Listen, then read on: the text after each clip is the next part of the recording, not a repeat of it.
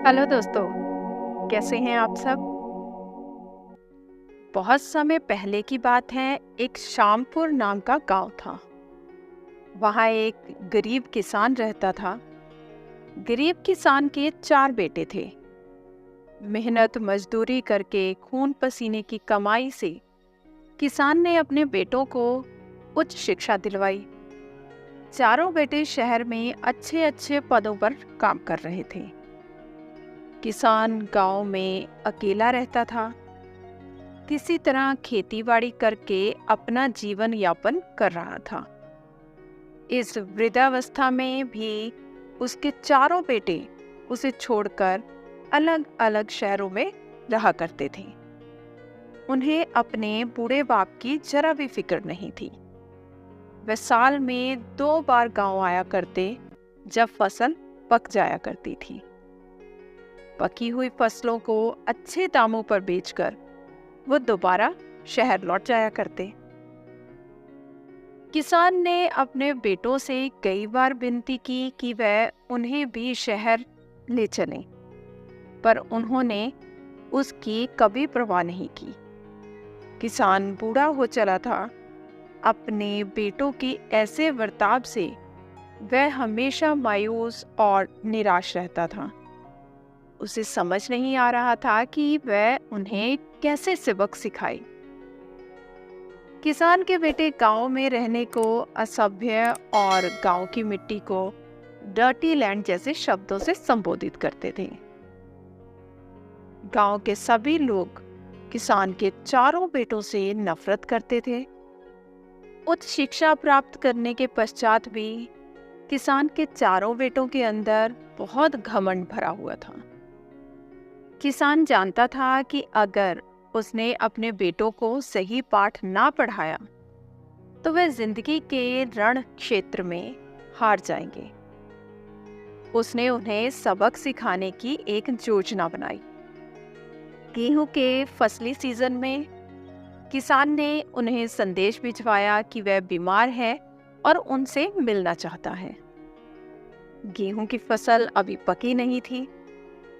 चारों बेटों ने जब अपने पिता की बीमारी का संदेश देखा तो दौड़ते हुए गांव पहुंचे।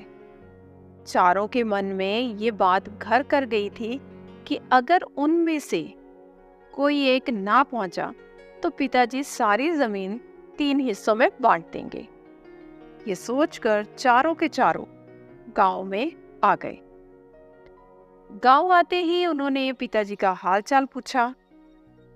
किसान ने अपने बेटों को अगली सुबह अपने पसंद का एक एक खेत चुनने को कहा।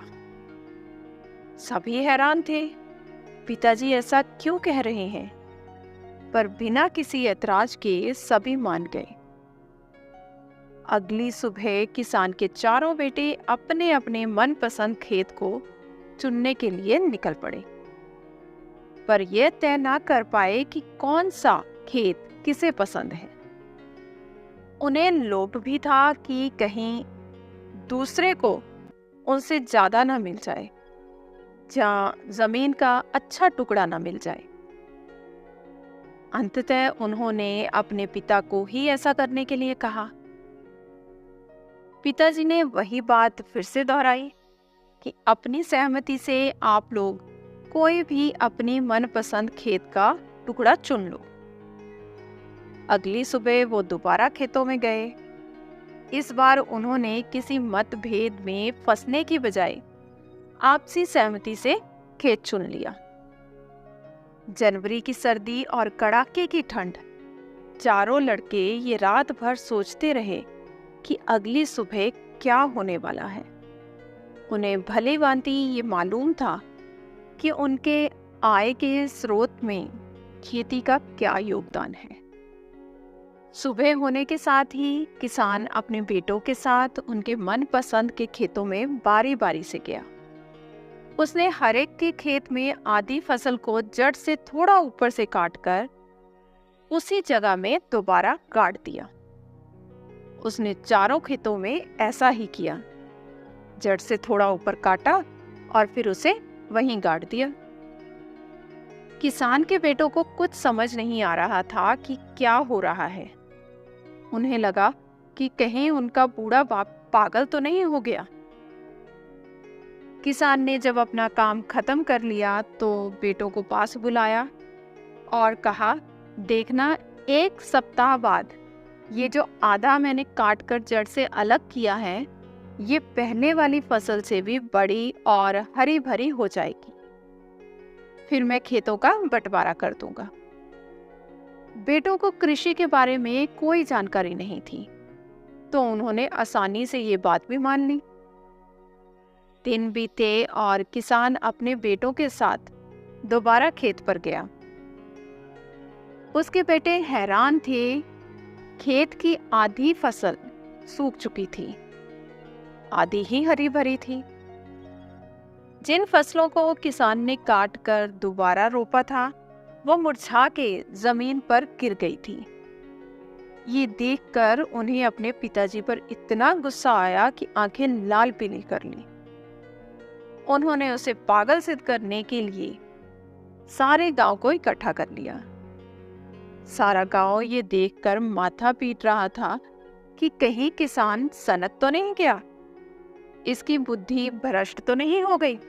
किसी तरह उन्होंने किसान के बेटों को समझाया और किसान से ऐसा करने का कारण पूछा। वो हैरान थे कि किसान ने जिन फसलों को इतनी मेहनत से बड़ा किया, उसके चेहरे पर शिकन तक नहीं थी। वो मुस्कुरा रहा था।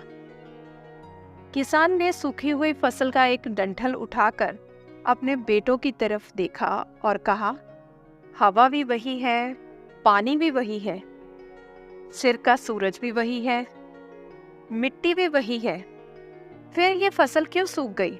कोई बता सकता है? किसी के पास जवाब नहीं था। सब चुप थे। किसी के पास भी इस बात का कोई जवाब नहीं था। किसान की आंखें नम थी। ये सूख गई क्योंकि ये अपनी जड़ों से कटकर अलग हो गई, अपने वजूद से अलग हो गई। इनका विकास इनकी जड़ों से था। जड़ खत्म तो फसल खत्म। इंसान भी ऐसा ही होता है। जो इंसान अपने माता पिता, अपनी धरती, अपने जीवनदायिनी मिट्टी को भूलता है, उसका विनाश निश्चित है। सदैव से इतिहास गवाह रहा है कि जिस सभ्यता ने अपनी विरासत को नहीं संजोया, वो सभ्यता काल के ग्रास में समा गई। एक बेटे के लिए उसके माँ बाप ही जड़ है। हो सकता है कि कुछ पल के लिए वो बिना माँ बाप के आगे बढ़ जाए, पर जीवन में फल फूल नहीं सकता। एक फसल की भांति हर इंसान को अपनी मिट्टी और अपने माँ बाप से जुड़कर रहना चाहिए। इतना कहते ही किसान के चारों बेटे उसके पैरों में गिर पड़े और रोने लगे, और अपने किए के लिए उन्होंने अपने पिताजी से माफी भी मांगी। तो दोस्तों, आज की कहानी आपको कैसी लगी? कमेंट करके जरूर बताएं। धन्यवाद।